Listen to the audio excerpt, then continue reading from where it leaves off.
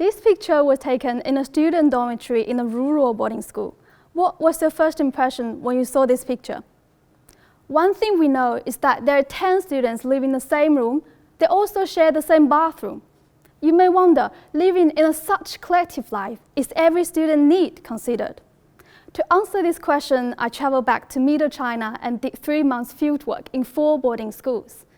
So, when I first asked this question, do you think the school is an inclusive environment for all students? The answer I got from teachers, parents, and students was, not really.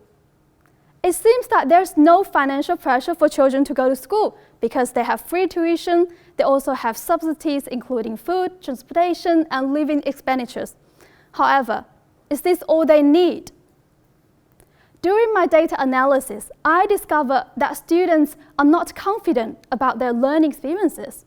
So, for example, when I asked children about how do they feel about their learning, one student response was like this: I don't know, because I was told if I could study hard, I will get good grades and I can go to good university.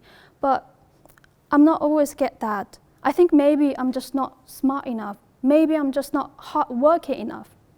However, is this true? Is this only because those students didn't study hard enough?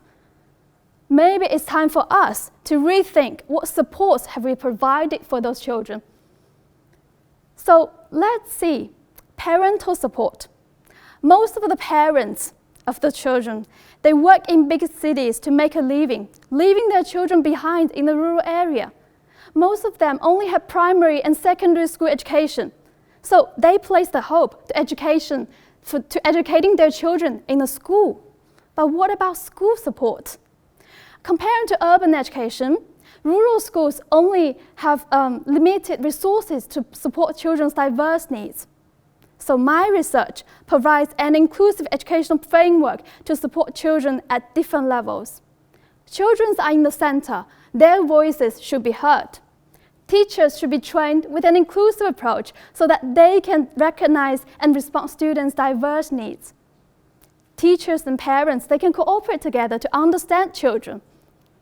What about school level and national level? All the policies and practices should be inclusive. Inclusive education is very important. If we could support them at different levels, we are creating an inclusive culture for a large part of the next generation. Thank you.